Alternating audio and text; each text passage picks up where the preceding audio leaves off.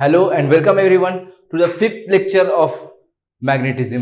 Okay, तो दोस्तों last video जो था आपका, लास्ट वीडियो में हम लोगों ने पढ़ा था magnetic field due to infinite wire, semi infinite wire, circular wire, semi circular wire, circular arc. हाँ कि नहीं दोस्तों? इस वीडियो में हम लोग पढ़ने वाले हैं क्या? Magnetic field due to a circular wire at an axial point. अभी हम लोग सेंटर की बात नहीं कर रहे हैं, सेंटर की बात नहीं कर रहे हैं, हम लोग किसकी बात कर रहे हैं? एक्सिस की बात कर रहे हैं। कि मान लीजिए आपको ऐसा एक सर्कुलर वायर दे दिया है और ये उसका क्या है, मान लीजिए ये उसका एक्सिस है, ठीक। और आपको किसी पी पॉइंट पे बोल रहा है कि बताइए मैग्नेटिक फील्ड क्या होगा। आई होप आप लोग समझ गए होंगे कि क्वेश्चन कहने को क्या चाह रहा है। वो ये कहना चाह रहा है कि एक सर्कुलर वायर दिया हुआ है, ठीक। प्रॉपर डायग्राम बना लेते हैं बेटर अंडरस्टैंडिंग के लिए। ये पार्ट जो है ये प्लेन के अंदर जा रहा है, ठीक। ये पार्ट जो है वो प्लेन के अंदर जा रहा है, मतलब वायर आपका इस प्लेन में है, ठीक। मतलब आधा वायर बोर्ड के बाहर है, आधा वायर बोर्ड के अंदर है, ठीक। ऐसा प्लेन में है और एक्सिस उसका क्या हो जाएगा, ये, ठीक। तो वायर इज लाइक दिस और ये उसका क्या हो गया, एक्सिस हो गया। ये डस्टर उसका क्या हो गया, एक्सिस हो गया। वायर कैसा है, ऐसा, ठीक। सामने से देखोगे तो ऐसा। तो हमें इस वायर के कारण, मान लीजिए कि ये वायर जो है ये कुछ आपका लेट से आई करंट कैरी कर रहा है, तो हमें इस वायर के कारण क्या करना है, मैग्नेटिक फील्ड निकालना है। कहां पर? पी पॉइंट पे, ठीक। ओके, तो दोस्तों यहां पर हम लोग क्या करेंगे, अगेन आपको बता चुका हूं कि मैग्नेटिक फील्ड निकालने का एक ही तरीका है, दैट इज बायोट-सावर्त लॉ। तो जिन्होंने बायोट-सावर्त लॉ का मेरा वीडियो अभी तक नहीं देखा है, वो ऊपर जाकर के दिए गए आई बटन पे क्लिक करके आप क्या कर सकते हैं, बायोट-सावर्त लॉ वाली वीडियो देख सकते हो। बायोट-सावर्त लॉ जो है वो भी आपका क्या है, बहुत इंपॉर्टेंट है। सबका मैग्नेटिक फील्ड का डेरिवेशन उसी से हो रहा है, ठीक।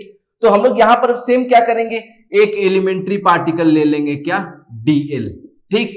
अब ऑब्वियस सी बात है कि डीएल का जो डायरेक्शन होगा दोस्तों, अब वायर का प्लेन ऐसा है, तो अगर आप एग्जैक्टली इस पॉइंट पे सोचोगे तो वायर जो है वो बाहर निकल करके आ रहा है, वायर जो है वो आपका बाहर निकल करके आ रहा है। और इस पॉइंट पे अगर सोचेंगे तो वायर जो है वो अंदर जा रहा है, ठीक। तो एक पॉइंट पे वायर जो है वो बाहर निकल के आ रहा है, एक पॉइंट पे वायर जो है वो अंदर जा रहा है। तो अगर हम लोग मान लीजिए एक एलिमेंट्री पार्टिकल इसे ले लिए और एक एलिमेंट्री पार्टिकल इसे ले लिए, ठीक। तो इसके कारण डीएल का डायरेक्शन क्या होगा, आउट ऑफ द प्लेन, और आर वेक्टर क्या हो जाएगा, ये हो जाएगा क्या, आपका वेक्टर आर, ठीक। लेट से आपको सर्कुलर वायर का रेडियस कुछ आर दे दिया गया और आपको एक्सियल डिस्टेंस कहीं एक्स डिस्टेंस पे आपको निकालना है पी पॉइंट पे, ठीक। पी पॉइंट जो है वो सेंटर से आपका, ये क्या है, आपका सेंटर है। सेंटर से क्या है, वो आपका एक्स डिस्टेंस दूर है, ठीक। सेंटर से वो आपका क्या है, एक्स डिस्टेंस दूर है। तो दोस्तों यहां पर जो वायर है, ठीक, वो बाहर आ रहा है। तो आईडीएल क्रॉस आर जब हम लोग करेंगे तो दोस्तों ए क्रॉस बी जो हम लोग करते हैं, जब हम लोग ए क्रॉस बी जब करते हैं तो जो रिजल्टेंट होता है वो ए से भी परपेंडिकुलर होता है और बी से भी परपेंडिकुलर होता है। क्रॉस प्रोडक्ट तो यही कहता है, क्रॉस प्रोडक्ट क्या कहता है कि अगर ए क्रॉस बी का जो भी रिजल्टेंट है वो ए से भी परपेंडिकुलर होता है और बी से भी परपेंडिकुलर होता है। तो उसी तरीका से यहां पर जो डीएल वेक्टर है और जो आर वेक्टर है, एकदम देखिए डायग्राम, ठीक, दिखाता हूं आपको। डीएल वेक्टर जो आ रहा है वो बाहर की तरफ आ रहा है, आर वेक्टर जो है वो ये है। तो अगर डीएल और आर के बीच का अगर आप एंगल सोचोगे तो एंगल कितना आएगा दोस्तों, 90 डिग्री। एंगल कितना आएगा, 90 डिग्री। डीएल जो है आउटवर्ड्स एंड आर जो है वो इनटू मतलब इन द प्लेन है, ठीक। तो डीएल का डायरेक्शन ये हो गया और आर का डायरेक्शन ये हो गया। आप देख सकते हैं डीएल और आर के बीच का जो एंगल है वो क्या है, आपका 90 डिग्री, ठीक।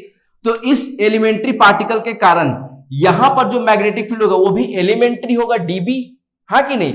और डीबी जो होगा आपका वो किस डायरेक्शन में होगा, तो देखो आईडीएल क्रॉस आर, ठीक। तो वो इससे 90 डिग्री पे आपको डीबी आपको इस तरीके से मिल जाएगा, ठीक।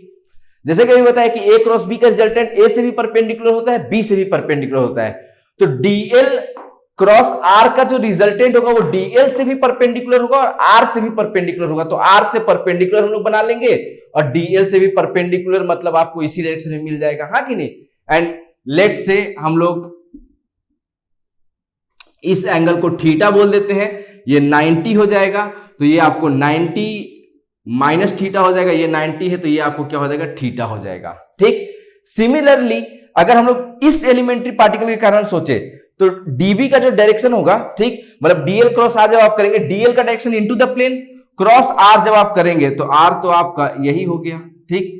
यही आपको क्या है आर वेक्टर। ठीक, तो डीएल क्रॉस आर जब आप करेंगे तो आर के अलोंग फिंगर कर्ल करिए। आर के अलोंग देखो थंब जो मेरा है, थंब देखो एग्जैक्टली इधर जा रहा है, थंब जो है नीचे नहीं जा रहा है, कहीं और नहीं जा रहा है, थंब जो है आपका एग्जैक्टली इस तरफ जा रहा है, यानी बेसिकली आर से आप क्या करेंगे 90 डिग्री पे अपना ऐसा डीबी बना देंगे। ठीक, सेम ये थीटा है तो ये एंगल भी आपको क्या होगा थीटा ही होगा, ये 90 माइनस थीटा, तो ये आपको भी क्या होगा थीटा होगा। तो जो जब हम लोग डीबी को रिजॉल्व करेंगे तो आपको इस तरफ डीबी का कंपोनेंट क्या मिलेगा डीबी कॉस थीटा, और इस तरफ क्या मिल जाएगा डीबी साइन थीटा। सिमिलरली इसको भी रिजॉल्व करता तो इस तरफ डीबी कॉस थीटा और इस तरफ डीबी साइन थीटा। ठीक, तो यहां पर सबसे दिक्कत जो लोगों को समझने में आती है वो आता है डीबी का डायरेक्शन। अब देखो दोस्तों मैं क्यों ये पढ़ा रहा हूं, ये आपके एनसीईआरटी में भी है और बोर्ड एग्जाम में 3 नंबर में ये सवाल आपको पूछा जाता है। तो डीबी का जो डायरेक्शन है वो की सिंपल क्या करेंगे, जो आर वेक्टर बनाएंगे आर से 90 डिग्री पे बना लेंगे। ए क्रॉस बी का रिजल्टेंट ए और बी दोनों से परपेंडिकुलर होता है, तो डीएल क्रॉस आर का जो रिजल्टेंट डीबी होगा वो डीएल और आर वेक्टर दोनों से परपेंडिकुलर होगा। अब फिर रिजॉल्व कर लेंगे, ये कैंसिल हो जाएगा क्योंकि equal magnitude but opposite direction, ये कैंसिल हो गया। तो नेट मैग्नेटिक फील्ड जो हो गया डीबी नेट जो हो गया आपको वो क्या हो गया 2 dB cos theta. DB net क्या हो गया net magnetic field 2 dB cos theta हो गया, और किधर हो गया अलोंग एक्सिस। ठीक, एक्सिस के अलोंग ही नेट मैग्नेटिक फील्ड जो आया दोस्तों, ठीक, वो किधर आ रहा है देखो रिजॉल्व करके एक्सिस के अलोंग ही आ रहा है, यानी यहां पर वाई डायरेक्शन का मैग्नेटिक फील्ड 0, जो मैग्नेटिक फील्ड होगा वो सिर्फ एक्स डायरेक्शन में होगा। अब इसी को दोस्तों हम लोग इंटीग्रेट कर लेंगे तो हमें पूरा नेट मैग्नेटिक फील्ड मिल जाएगा। ठीक,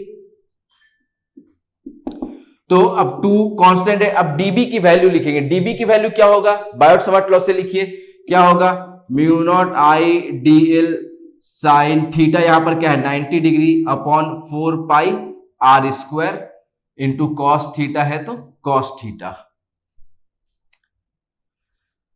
ओके, अब यहां पर आप कॉस थीटा निकाल भी सकते हैं। देखो ये एक्स हो गया है, ये आर है, तो ये क्या हो जाएगा रूट ऑफ आपका R square plus X square, तो कॉस थीटा की वैल्यू वहीं से आ जाएगी। तो 2 म्यू नॉट आई, ठीक, कॉस थीटा की वैल्यू हो गया आपका R upon root of X square plus R square. ठीक, 4 पाई है तो 4 पाई, और ये आर स्क्वायर क्या हो जाएगा सिंपली आपका R square plus X square का रूट का स्क्वायर करेंगे तो simple R square plus X square हो जाएगा, रूट हट जाएगा और क्या, ठीक, इनटू क्या आ गया आपको बस आपका डीएल, यानी अब जो बी नेट है आपका इसी को इंटीग्रेट करके मिलेगा आपको। तो जो नेट मैग्नेटिक फील्ड जो मिला दोस्तों हमें, ठीक, अब इसमें जो भी कांस्टेंट है उसको बाहर निकाल लीजिए, तो 2 म्यू नॉट आई आर सब ऊपर में कांस्टेंट है, नीचे में 4 pi into X square plus R square का पावर 3/2, ये भी कांस्टेंट है। तो इंटीग्रेट बस किसको करना पड़ेगा डीएल को। तो डीएल का इंटीग्रेशन जब हम लोग करेंगे तो लिमिट कहां से कहां तक रखना पड़ेगा 0 से पाई आर। अगर आप एक ही एलिमेंट्री पार्टिकल लेते तो इंटीग्रेशन आपको 0 से 2 पाई आर करना पड़ता, लेकिन जब आप 2 एलिमेंट्री पार्टिकल ले रहे हैं तो आपको इंटीग्रेशन 0 से पाई आर ही करना पड़ेगा। 0 से पाई आर में ही आपका एलिमेंट पूरा बन जाएगा। ठीक, तो जो लिमिट की जो वैल्यू जो हो जाएगी वो आपका क्या हो जाएगा 0 से पाई आर तक। ठीक, यानी डीएल का इंटीग्रेशन क्या हो जाएगा एल।